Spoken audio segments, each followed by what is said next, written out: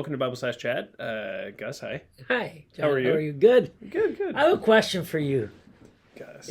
We're Can not I even going to ask? segue. Not even going to try to make this smooth. All right, let's pretend we haven't No, seen each it's other okay. today. It's You're fine. right. It's fine. Go ahead. Let's pretend this is not our third video. Good.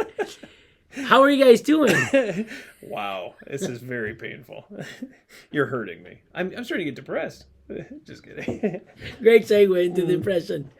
So we just answered a question. Well, actually, I did. Yeah, you did. Yeah. Answer the question is, can a believer get depressed? So I guess the question that we had, and even at the end you alluded to it, is how would you counsel someone, a fellow believer that comes to you and says, hey, I'm feeling depressed, or I'm feeling sad. I feel this profound sadness over, something in the past or something in the present or something in the future. Yeah. How would you address that? Yeah. So this is an incredibly complex question. And in a lot of ways, there's a need for someone who's a pastor to start to ask questions and get at what's going on in their hearts. What we know is that in heaven, there's no depression, right? So just for a starting point, the reality is at some point, depression will end. It'll be gone and we'll be in heaven and there will be no depression. So when you back up from heaven backwards, what that tells us is that depression is part of our fleshly life here. It's actually not part of spiritual life because we'll have new bodies in heaven and we will never be depressed again. And so depression comes from our flesh.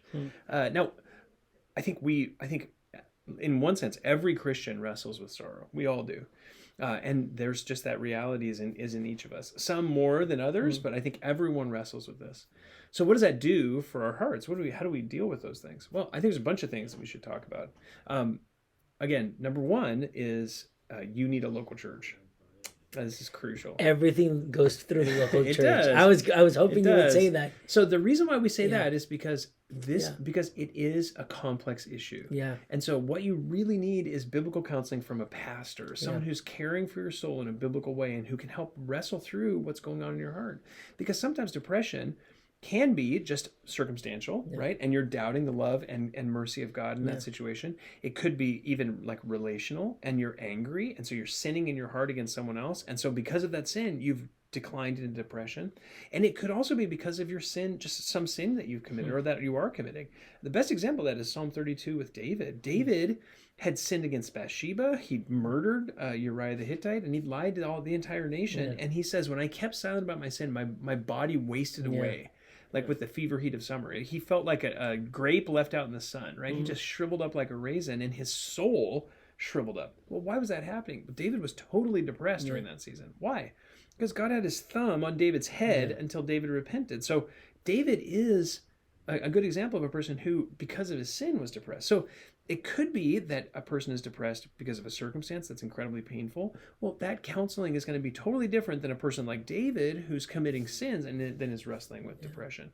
So all of that to say, this is an incredibly complex situation and it requires pastoral care.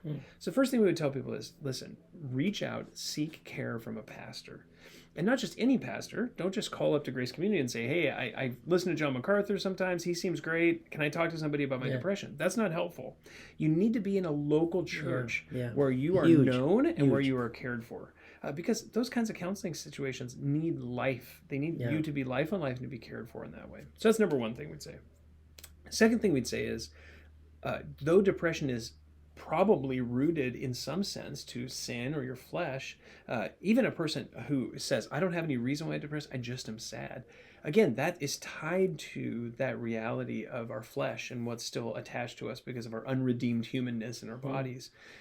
Even though that's true, it is, I would encourage whoever would be listening to this in terms of depression, really everybody struggles with it. So you're not unique. It's not that you're uniquely evil or you're uniquely sad. Every Christian struggles with this at some point or another. So I would just want to encourage them, don't let your heart feel like you have to, that you're the worst and so you have to hide that. Share it and open your heart with people. And then the third thing I would say is that, so we have the local church, we have honesty in the local church. And the third thing is I would say, be around the gospel, because the answer for depression is actually the reality of the love of Christ for us. And Paul tells us that we know the love of Christ because God has demonstrated his love for us once and for all in the death of Christ for us. So you need to be around the gospel. What does that mean? It means turn on gospel music. Read your Bible. Yeah. Read books about the gospel. Be around gospel people. Get around Christians and fellowship with them. Be under gospel preaching. Ingest gospel truth in every way that you possibly can, because the only thing that's going to ultimately fix that depression is the reality of the love of Christ for you. If anybody had an opportunity to be depressed, Paul would have been the guy, right? Circumstantially, relationally, even his own personal sin struggles he could have been depressed at any moment. And he says he lives his life, he says in Galatians 2:20, by faith in the Son of God who loved me and gave himself up for me. His daily life, when you get up in the morning and he was sad, how did Paul deal with his sorrow? Well, he tells us, every day he lives his life by faith, trusting in the Son of God. So he's trusting in Jesus, who loves him and who died on the cross for his sins. So that is the answer for depression ultimately in our hearts.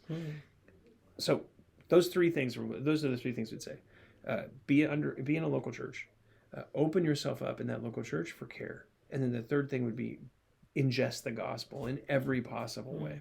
I would say that those three pieces are probably the most important. And then just as a side note, a great book when it comes to struggles and sorrows in life is a book called Trusting God. Which you guys are going through right now in the Spanish ministry is fantastic. But we need to be trusting God, and that's ultimately the issue. Absolutely. And that book is so helpful. Jerry Bridges is so helpful in that book in the way that he analyzes the human heart, how we can turn and trust God in various different situations, and what that should look like, and the basis for where it comes from.